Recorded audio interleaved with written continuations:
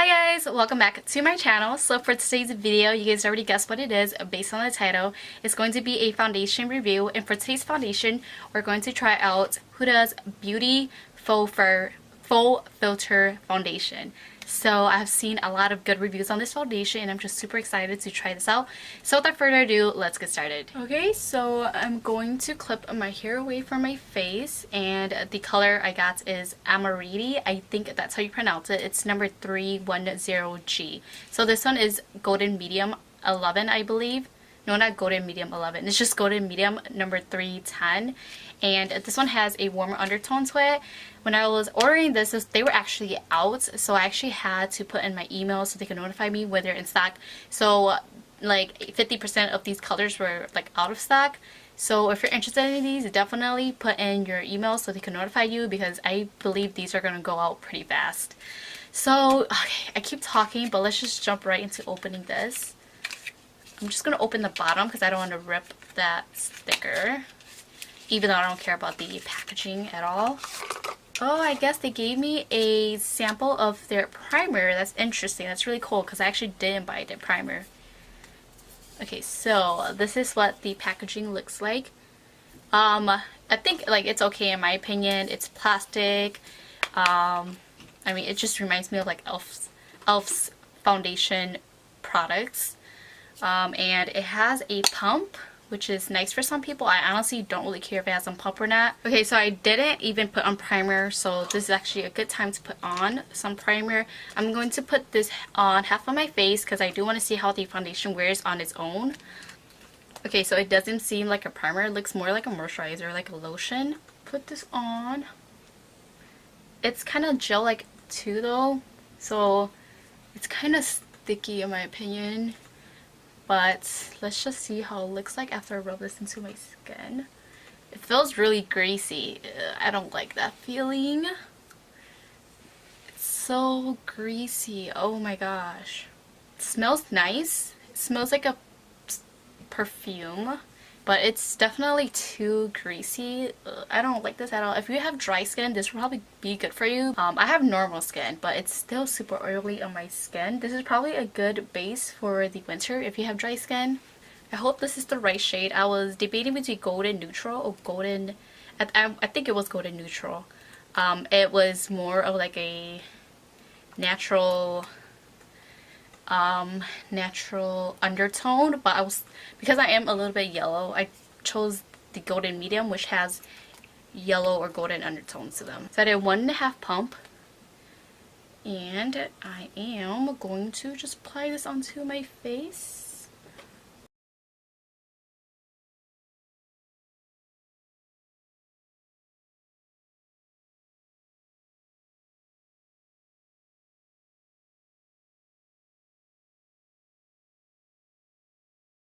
Blend out really, really easy. It has really good coverage as well. I am so impressed right now. Let's see. Ooh, I really like this finish. So it is a little bit orangey for my shade, my natural body shade. But I think once I put on my lighter concealer, it'll probably work out. We'll see how it goes. First impression though, I'm really liking it. It's so good on the skin. It looks super, super smooth. It definitely looks like I have a filter on half of my face. It looks really nice. Okay, so I'm going to apply on foundation to the other side.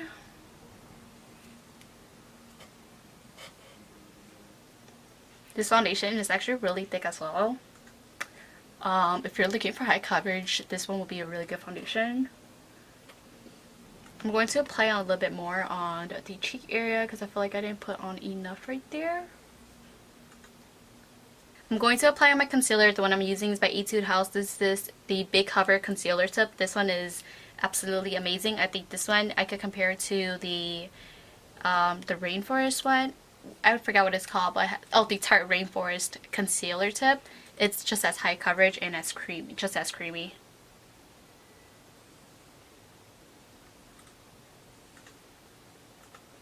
So yeah, I did apply on a lot of concealer because this foundation is a tad bit too dark. I suck at choosing foundation shades. I always choose like either too light or too dark for my natural skin. Okay, so the concealer definitely helped a lot with making it lighter on my skin and compared to my neck and things like that. I'm going to finish the rest of my face makeup and I'll come back and let this settle and just come back and do my final thoughts on this foundation. Alright guys, so I can't even tell you how speechless I am because I am absolutely in love with this freaking foundation. It makes my skin look so good, especially with the primer. I have noticed that on the side that I put on the primer, it looks really flawless, and the side that don't have primer, I could see a little bit of a few blemishes and it looks a little bit cakey. So I don't know if it's just the primer that Huda came or not with this foundation, but I think any primer would do. You just need a primer with this foundation just to have the absolute best results. But other than that, I mean, I still like it. I still like this side. It still looks really flawless in my opinion. One more thing I do want to say is that the fine lines around my mouth line is showing. So if you have that same problem like me where you have like smile lines, you probably will have to bake because I didn't bake. And it's starting to become really visible, and the foundation around my nose area looks really cakey and dry, and I think that is due to the reason that it is a really thick foundation. With 2 layers, it's already looking quite cakey because I did layer up around my nose area and my cheek area since I do have red spots around there. So maybe with this foundation I wouldn't say layer up, because your skin is just gonna look super cakey, super dry, and that's probably one reason why the primer that I launched with this foundation is super oily, because the foundation is really thick and dry, so you needed that primer to kind of moisturize and basically oil up your face so it could kind of battle against the dryness of the foundation.